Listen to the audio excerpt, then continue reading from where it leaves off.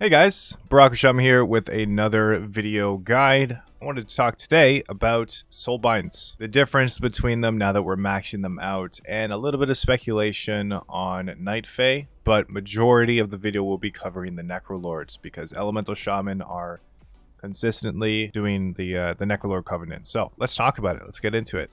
Let's go.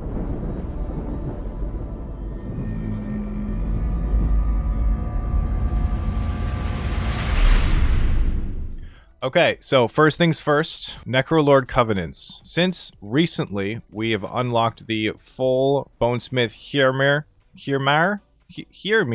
Arsenal Marrowed Gemstone. I'm getting a lot of questions about when to run it, when not to run it, when to use Emeni, when to use Plague Divisor, and we're just going to talk about that in this video. So, first things first, Plague Divisor Marileth. When do you want to use this Soulbind? And the simple answer for that is PvP content. Arena, Battleground, right? It is the strongest Soulbind out of the three for that content. And the main reason for that is Ooze Frictionless Coating and Ultimate Form.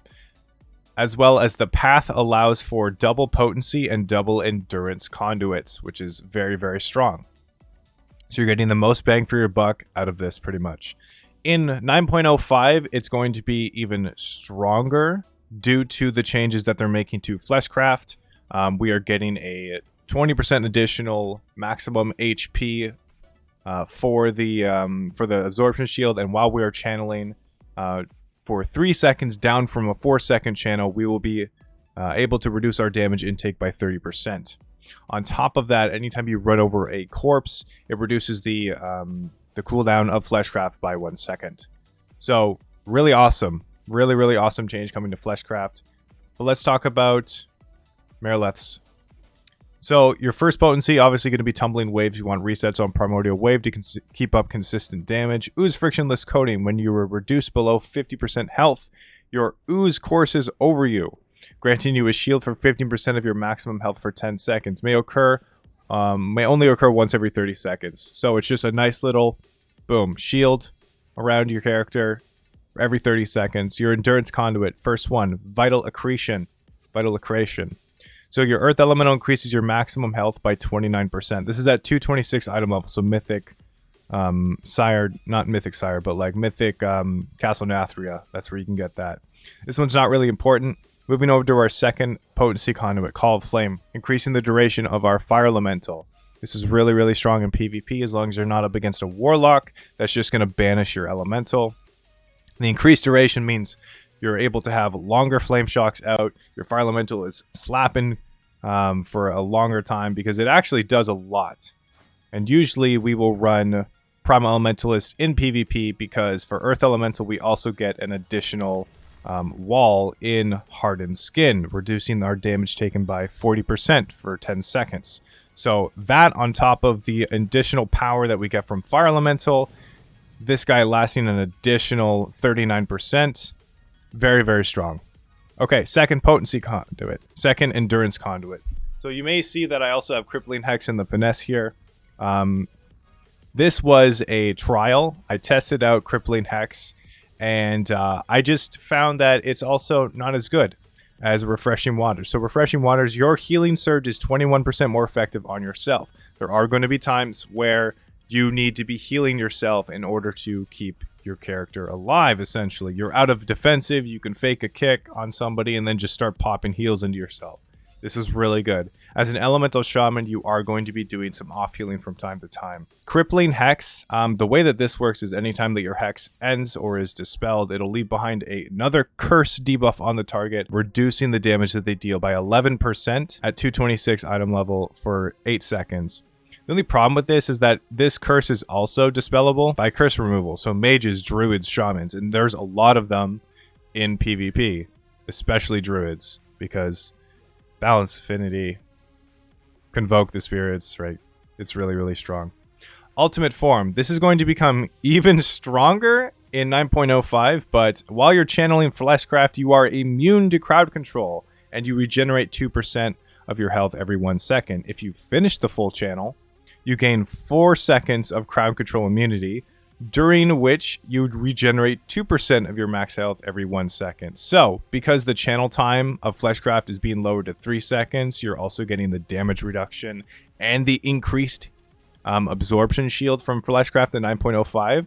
The effective healing onto your health bar from ultimate form is going to be very, very strong. 2% of your health every 1 second, rather than you channeling the shield and whoever's on you, whether it's a monk, a DK, something, right? They're hitting the shield off of you, even though you're regenerating health. It's like your health's not really moving if they have full uptime on you while you're channeling Fleshcraft. So the good thing about 9.05 Fleshcraft is that it's reduced the cast time of it. Like I said, it's increasing your damage reduction by 30% while channeling, increasing the shield absorption and the effective healing from ultimate form. You're going to be able to see your health bar move a little bit more, even if somebody's training you. On top of this, you can still be kicked or displaced. Like, you can be knocked back or interrupted while you're channeling Fleshcraft, even with ultimate form. It's only crowd control, so like sheeps, stuns, saps, disorients, incapacitations, fears. So this is also a really good way for you to bait out like some CC on you if you don't have grounding totem available to use, if you don't have trinket available, right? You can instead just start crafting Fleshcraft. They use their CC on you in the middle of their cast and you're immune to it. You can use it for that. It's on a 2-minute cooldown, so sometimes you don't want to be doing that if you need it later on, but it's a relatively short cooldown for how powerful it's going to be with Marileth. Moving on to Emeni. When do you want to use Emeni? Now, this completely revolves around lead by example uptime and double potency usage.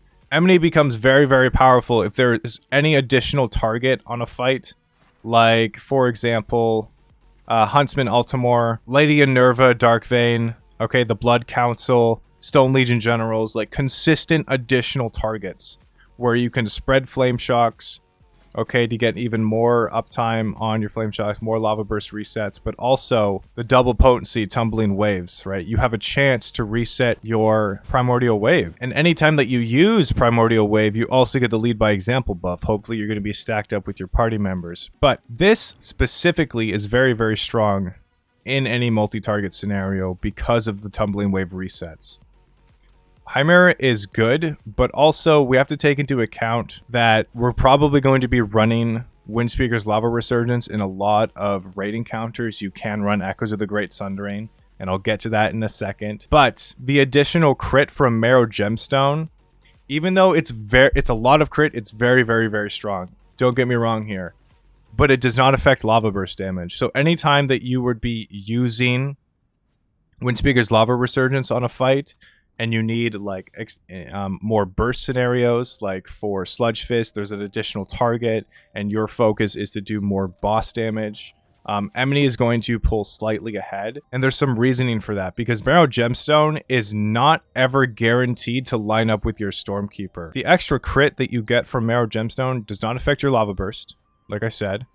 And ideally, you would want this crit to line up with any of your burst cooldowns, any of your high damage cooldowns. So Stormkeeper, obviously, when you're using a lot of Maelstrom, when you have Earthquakes down from Echoes of the Great Sundering, fully empowered Earthquakes, right? So Marrow Gemstone, because it's on a separate cooldown from Stormkeeper, it's not ever guaranteed to line up.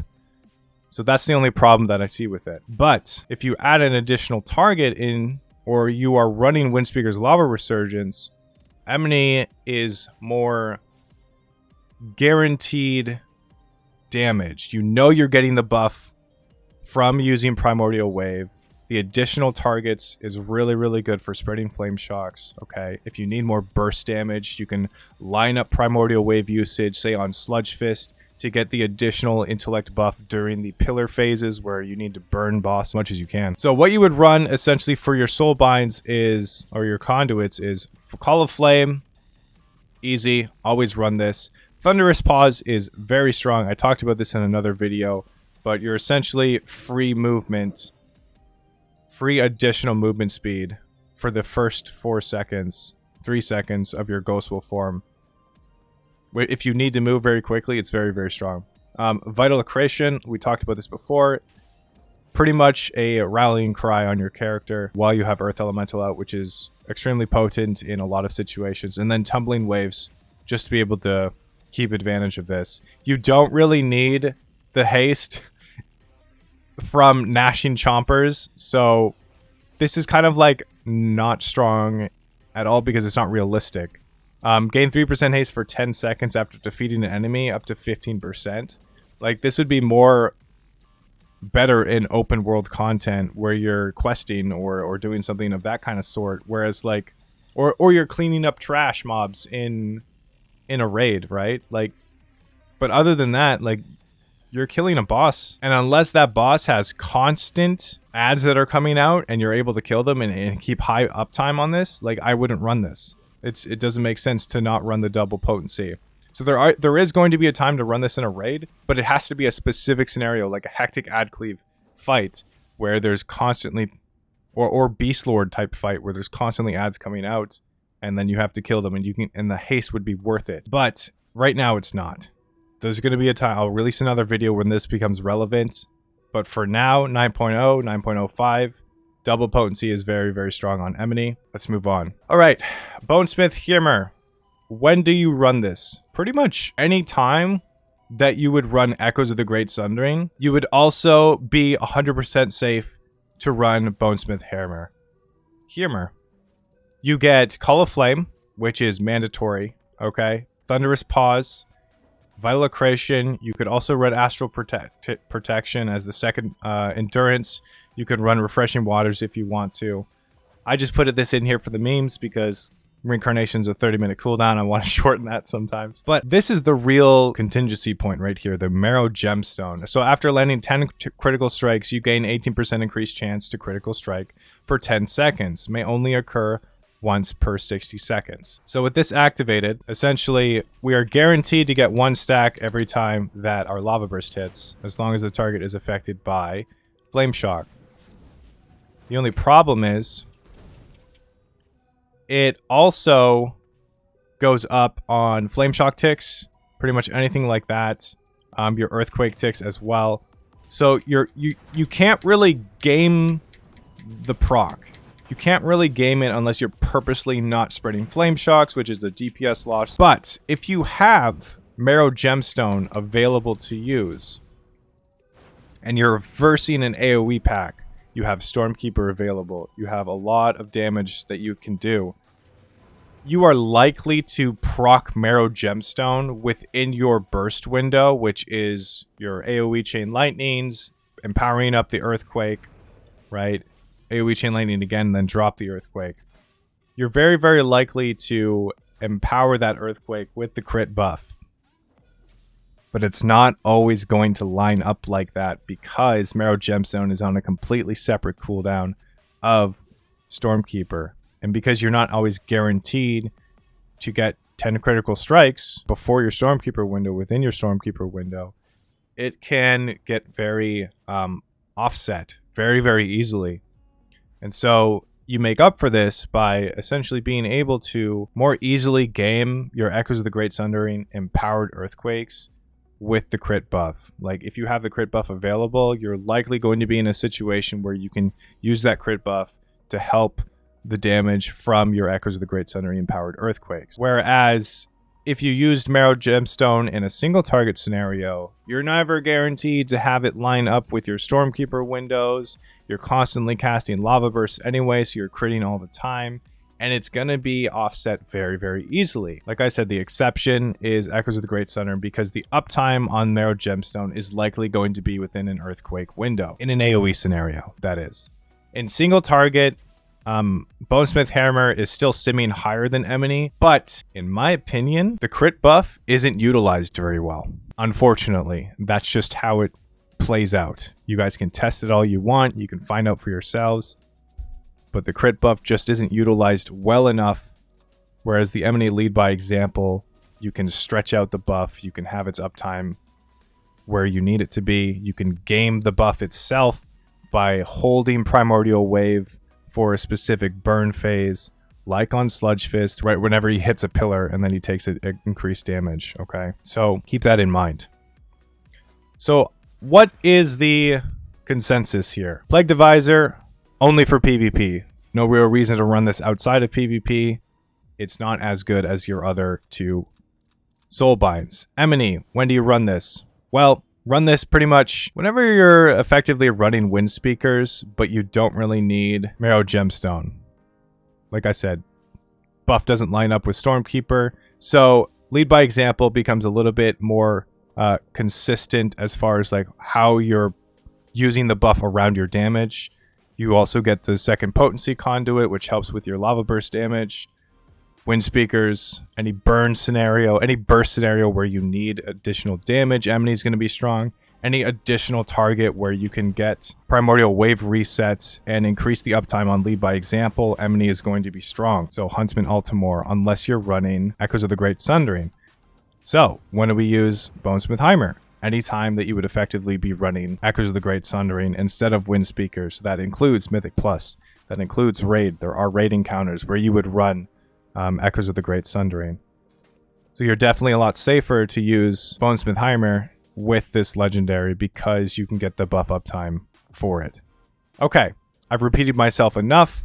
Let's talk a little bit about Night Fae. I see a lot of people talking about Night Fae, and I don't find it as rewarding as some people say. Okay, so we have Naya, which is Grove Invigoration. It's a mastery buff. We try to avoid mastery as much as we can, unless we're running Wind Speaker's Lava Resurgence. You also have Burrs and Poison for Naya. So Poison is actually quite good for Shaman because of our low cooldown interrupt on Wind Shear. It's quite strong. You can add a lot of damage to this, but Burrs, because it's been fixed, you can only have one Burrs out at a time, so Earthquake cannot proc multiple Burrs. Dreamweaver, Pod Tender's kind of Pod Tender, essentially. Field Blossom, activate Night Place, puts your flowers on your feet, increases your haste by 12% when you stand in them. That's good. That's actually pretty good. Wild Hunt Tactics, your damage to targets above 75% health and healing to targets below 35% health is increased by 10%. This is really good, except we do not have high burst. We don't have really, really high burst, and this is going to play into First Strike as well. So many people are hellbent on Quarian, but the practicality around it is that Elemental Shaman do not play well into these Soulbind traits because of the way that our damage profile works. So this would be really, really good for the first 75% of health if we actually had really high burst potential, really high burst damage. But because we're a Builder Spender spec, we run Echoes of the Great Sundering and Mythic Plus, and there is quite a lot of buildup for our damage. Likely the mob's HP is going to be below 75% health as you drop your first Earthquake. So the time that you have to be able to utilize this buff is very, very minuscule, especially if you're running with meta comps like mages, hunters, windwalkers, boomkins, okay? Classes that have a lot of upfront AoE burst. Wild Hunt Tactics is not that strong for Elemental Shaman because of her damage profile. And this also goes into First Strike. The damage an enemy before they damage you increases your chance to critical strike by 25% for 5 seconds. If this buff was longer and you could game it more properly, essentially, like if I compare this right now to Bonesmith Heimir, I can predict when I'm going to get this buff because it has a stacking implementation. It has a stacking system around it. Anytime I crit, I gain a stack. At 10 stacks, I get the crit buff. So I know when it's coming. I can predict when it's coming. I can track it. And the crit buff is for 10 seconds. This one, I get it anytime I attack a target before they attack me, but it's a 25% chance for 5 seconds. Again, we do not have a lot of burst. We build up our damage. So for the first 5 seconds, we're building up our damage. We're ramping. We're not actually doing a lot of damage. Unless you go into every single pack with a fully empowered Earthquake ready, which is extremely unlikely, just by the way that the entire nature of Mythic Plus is chaotic and there's constant variables that are happening throughout the entirety of the experience, right? You're never guaranteed to be able to do a certain thing at a certain time because of the way that Mythic Plus is. First Strike is not taken advantage of at all. It's just, it doesn't work well with Elemental Shaman. If our damage was more upfront, I would say differently.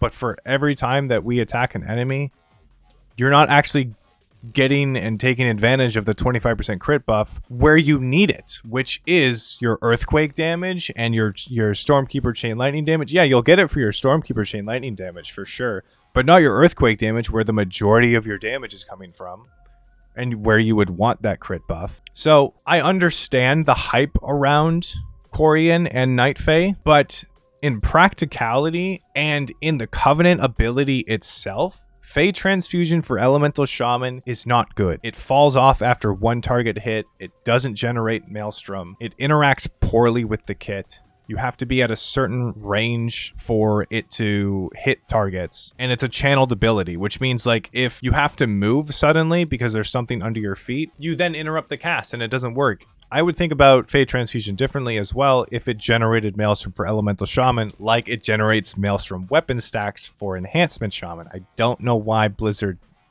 did this. It doesn't make sense at all. Maybe they'll change it in the future. But like for now, 9.0, just before 9.05, the Night Fae Covenant for Elemental Shaman just isn't practical. I'm sure it sims really well, but in actual use and in actual testing, it's not going to perform better. It's going to be frustrating when you can't actually get this buff in the majority of your damage windows. It doesn't work. It works, but it doesn't work as well as Necrolords, okay?